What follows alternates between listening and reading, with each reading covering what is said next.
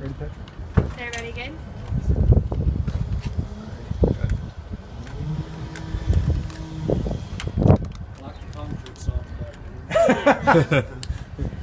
That's what our pitcher's going to be doing to opposing hitters. This year. Sawing them down. Yeah. Right? Okay, we should be good. Are we ready? Everybody good? Hey, Coach, talk about this team and what makes this team stand out to you, and what do you like about this team? I'm only here because I don't want to get fined. I like this team, but I like every team starting the season. But this team is for me and this coaching staff. We've gone through the rigors. We've had guys that we brought in with our very first recruiting class that have developed and have gone through the tough times of the SEC and the challenges we've had in this conference. But probably what I feel the best about is for the first time in our 4 years, I feel we have a pitching staff, a complete pitching staff, SEC type, with enough arms that can get us through weekends, different roles, starting, coming out of the bullpen, closers, midweek guys, that I feel our depth on the pitching staff with quality is the best it's been. And that's what gives me so much confidence about where we are at as a program. Our position players have played, many of them have played from day one that are going to be on the field this year again, so they have the experience. Now it's just about them having good years and performing and staying injury-free. Is this team finally the Dave Serrano team that you wanted to put together since you've gotten here? Well, no team will ever be a Dave Serrano team. To be honest with you, it's a Tennessee baseball team, and that's what we believe in, and what our goals are, what our core values are. And I believe this team can really set the bar for what this program is going to be about for years to come. You talked about the pitching staff. How much is this sort of preseason about defining the rules and who's going to be what? Who's going to be your Friday, Saturday? Great question. That's been the biggest challenge for this coaching staff is defining the roles on the pitching staff. And I can honestly say probably there's going to be a few guys that aren't going to like their role, because it may not be. Every guy comes here wanting to be a starter, and I understand that. I want him to. There's only 4 opportunities during the week, most weeks, to be a starter. We feel we can go 8 or 9, possibly 10 deep.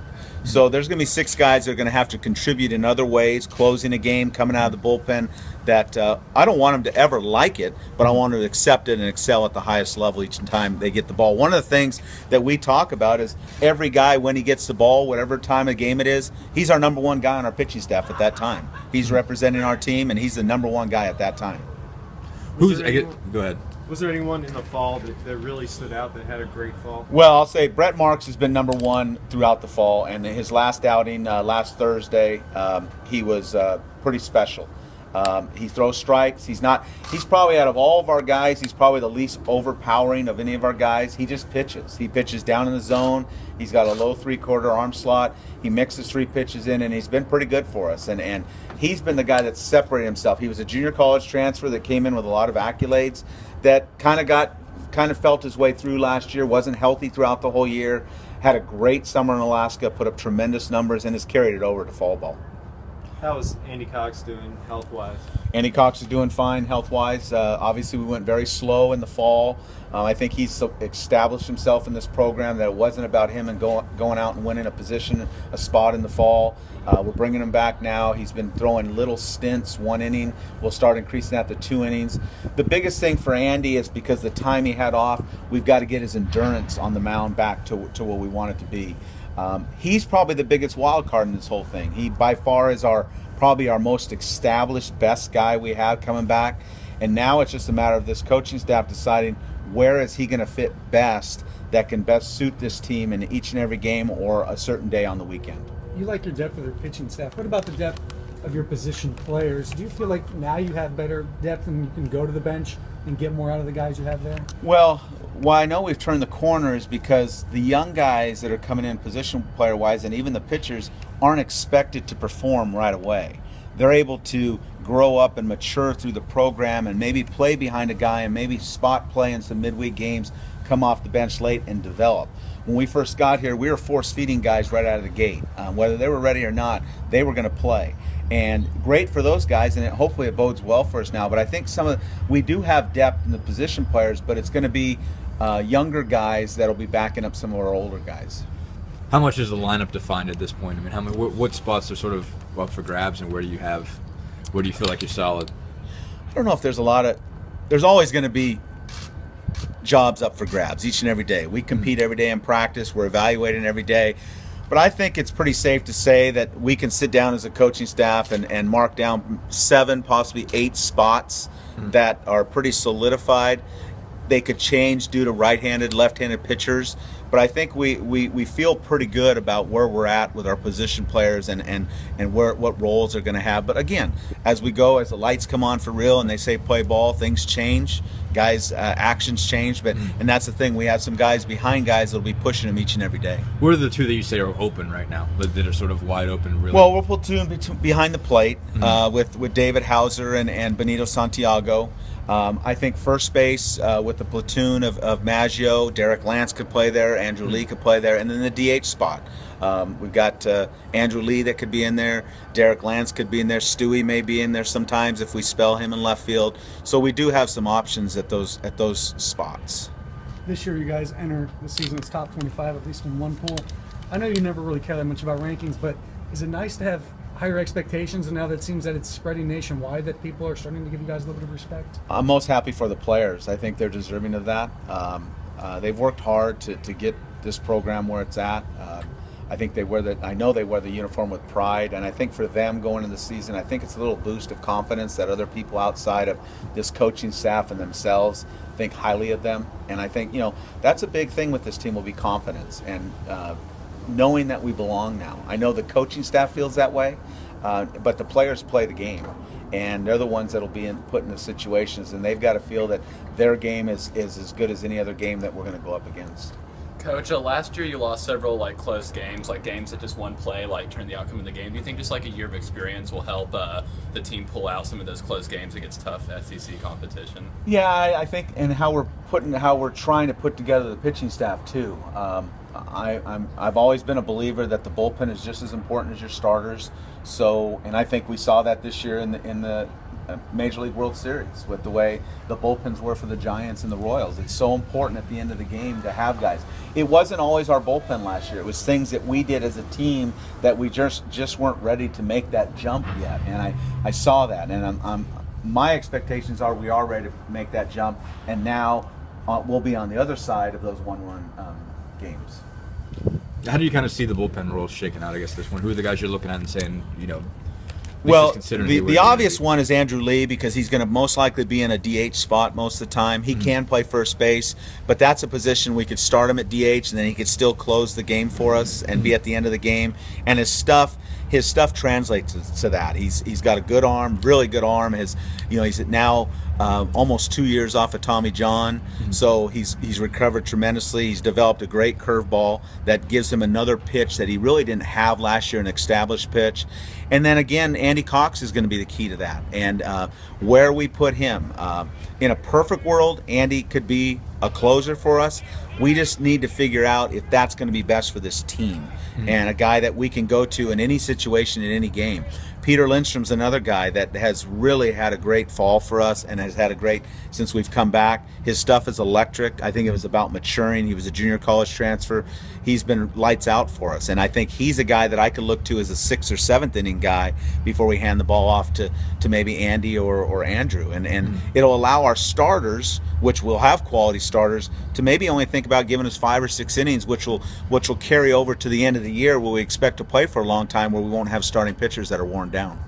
You mentioned a few times that you feel like you got 6 or 7 Saturday guys and you don't have a Friday guy. What's the difference? What's the leap somebody needs to make to be that ace? I don't know if we'll see that leap until the season starts. I think, we have 4 weekends, very good weekends, against quality opponents, 2 of them on the road, that we'll get some of those answers, or those questions answered. And we see what we're seeing in inter squad, but no matter how much we try to make an inter squad like a real game, it's not a real game. And I think I'm hoping to start seeing some of that separation. When I say that, we have a Friday guy in Andy Cox. Okay, there's no doubt in my mind. Andy Cox is a Friday SEC guy. It's just a matter if that's the role we want, where we can use him once a week, and that's the only time we get to use him. And it's a credit to Andy, and it's something I'm going to sit down and talk to him. It's not, I've always believed when I put together a pitching staff, our closer is not the 8th or 9th best pitcher. Our closer's in the top 1, 2, or 3 of our pitchers, because at the end of the game, it's more of the crucial time to get the big outs. Talk about A.J. Simcox, not only a junior, but a key part of your infield. what you specifically would expect out of him being an older player? Well, I expect his experience of having 2 good summers in summer ball, one in Alaska and the Cape Cod, and that experience, and 2 full years of playing almost every day for us. The only times he hasn't played is when we've wanted to rest him. I'm hoping those 2 complete seasons allows him the maturity to go out and have his best year yet. I think he's done a tremendous job of holding down the position at shortstop from a defensive standpoint. We'd always want better, and I know he wants better. I think the more he can become offensive for us, which I think he's a better offensive player than maybe he even gives himself credit for, the better it's going to be for us. But first and foremost, his position, like the catching position, we want defense first. And the better defense he can play, the better it's going to be for this team and, more importantly, the pitching staff. You've been to Omaha a number of times. I know that's the ultimate goal. What are those clubhouses typically like on those teams that have been to Omaha? Competitive, confident. I could compare this team to the UC Irvine team, the 07 Irvine team. Not comparing the teams, but the atmosphere. We have only the coaching staff has ever been to Omaha. Okay, that's comparable. There's not one player that's even been to a regional that's in this dugout right now or in that clubhouse. So we've got to kind of live off the dream that we are good enough. I've been around a lot of those teams, like you said. And I can compare this team to a lot of those teams, talent-wise. Now it's what the makeup is and the mindset is of these guys that we do belong in the big dance. We do belong in regionals, super regionals, and I don't want to discount the SEC tournament, not just one game, but deep in the SEC tournament. So it's really their mindset more than it is their physical, because they have the physical attributes to be that kind of team. Is there anything you can do to facilitate that mindset, or does that got to come from leadership within the team, or what? Well, we've talked more about getting to the Omaha than we've ever had in our 4 years. And part of that's due because I didn't want to set other teams up for failure. I believe this team, that should be our goal now, our goal in this program is to go to Omaha every year. I thought it'd be unfair to say that in our first 3 years because we just didn't have the pieces together yet. And that's not an excuse, it was reality. We have the pieces in place now. Now it's a matter of doing it. What do you need to see different? Not I would say different, but what do you need more out of from Christin Stewart this year, both as a hitter and also just as a leader? Probably just his leadership. If Christian does what he has done for us, I'll be completely satisfied. We know he's going to be a guy in our lineup that's going to be pitched around. I think it's going to be very important for whoever's hitting behind him to protect him. We feel with Nick Senzel, who right now would be the guy that's hitting behind him. I think people know who Nick Senzel is, so it'll prevent people from pitching around Stewie. He's got to be patient at the plate because he's not going to always get his pitch. But I think just being the leader as he is on the field, being more of it off the field, because he doesn't say a lot, and that's okay. But when he does say something, people will listen because he doesn't shoot his mouth off all the time. Do you want him to be more vocal? Is there got to be a more command presence or something like that? Is there something you want to see? Well, like I said to Christian when he came back, he's the only guy player-wise that's ever worn that USA jersey. So automatically guys are going to look up to him because of what he's done and they haven't done. And I think that when he does say things, Christian's a fun-loving guy. Guys like joking around with him. They tease him a lot because he's such a fun-loving guy. So sometimes they don't take him seriously, and I think sometimes if he can get stern when things aren't going right, guys will stand up and listen to him. Anything else? Coach, you said that teams know about Nick Senzel. Can you expand on that specifically? Well, he was a freshman SEC Player of the Year.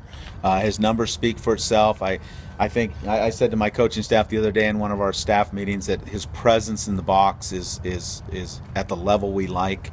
He's a big physical athlete.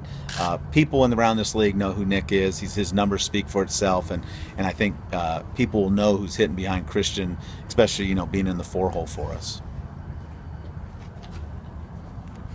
What do you need to see different? Not I would say different, but what do you need more out of from Christin Stewart this year, both as a hitter and also just as a leader? Probably just his leadership. If Christian does what he has done for us, I'll be completely satisfied. We know he's going to be a guy in our lineup that's going to be pitched around. I think it's going to be very important for whoever's hitting behind him to protect him. We feel with Nick Senzel, who right now would be the guy that's hitting behind him. I think people know who Nick Senzel is, so it'll prevent people from pitching around Stewie. He's got to be patient at the plate because he's not going to always get his pitch. But I think just being the leader as he is on the field, being more of it off the field because because he doesn't say a lot, and that's okay. But when he does say something, people will listen because he doesn't shoot his mouth off all the time. Do you want him to be more vocal? Is there got to be a more command presence or something like that? Is there something you want to see? Well, Like I said to Christin when he came back, he's the only guy, player-wise, that's ever worn that USA jersey. So automatically, guys are going to look up to him because of what he's done and they haven't done. And I think that when he does say things, Christian's a fun-loving guy. Guys like joking around with him. They tease him a lot because he's such a fun-loving guy. So sometimes they don't take him seriously. And I think sometimes if he can get stern when things aren't going right, guys will stand up and listen to him.